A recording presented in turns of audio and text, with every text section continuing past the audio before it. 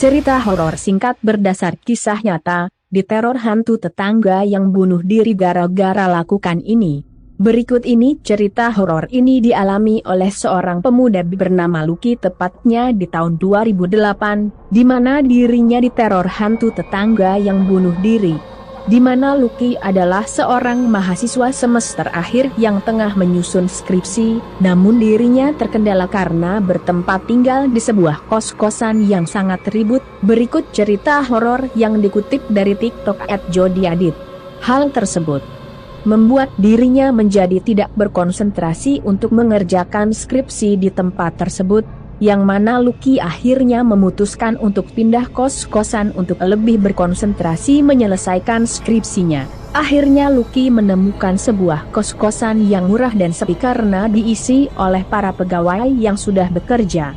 Kos-kosan tersebut sangat cocok untuk Lucky yang butuh konsentrasi mengerjakan skripsi, karena pada saat pagi hari penghuni kos-kosan berangkat kerja dan malam harinya sudah istirahat untuk tidur. Kos-kosan tersebut terdiri dari 2 lantai yang terdiri 18 kamar, tapi lantai 1 tersebut tidak ditempati karena selalu terkena banjir. Sedangkan di lantai 2 hanya berisi 5 kamar yang ditempati termasuk kamar dari Lucky.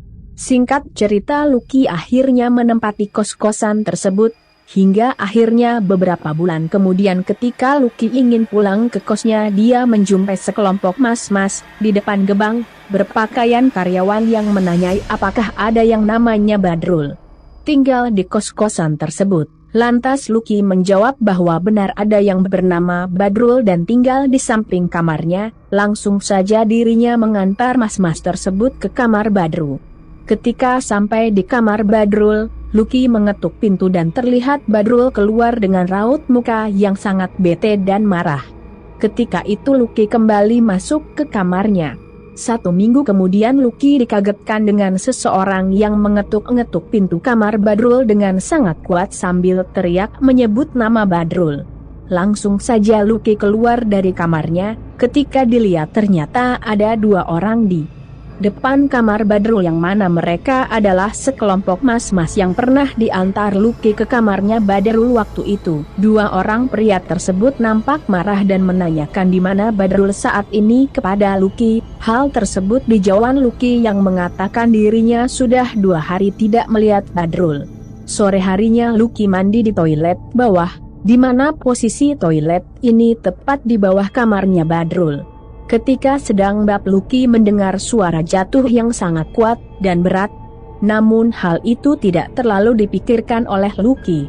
Malam harinya, salah satu penghuni kos-kosan lain bertanya kepada Lucky mengapa Badrul tidak terlihat selama berhari-hari. Sedangkan Badrul sedang dicari oleh ibu kos karena menunggak selama 3 bulan tidak bayar kos-kosan, dan temannya tersebut mengungkapkan kepada Lucky bahwa dirinya sudah ditanya debt collector. Ternyata 4 orang tadi adalah debt collector. Karena sudah kesel, pintu kamar Badrul digedor-gedor oleh temannya hingga tidak ada jawaban dari Badrul yang membuat temannya mendobrak pintu kamar. Setelah pintu kamar terbuka tercium bau bangkai yang amat kuat.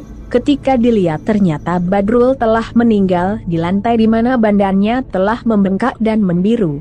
Bau bangkai tersebut berasal dari Badrul di mana Badrul telah bunuh diri. Suara yang didengar Lucky saat mandi adalah suara ketika Badrul gantung diri. Setelah itu Lucky mendapatkan teror dari hantu Badrul, bahkan mendapatkan mimpi di mana Lucky diteror karena sudah memberitahu tempat tinggal Badrul kepada debt collector tersebut.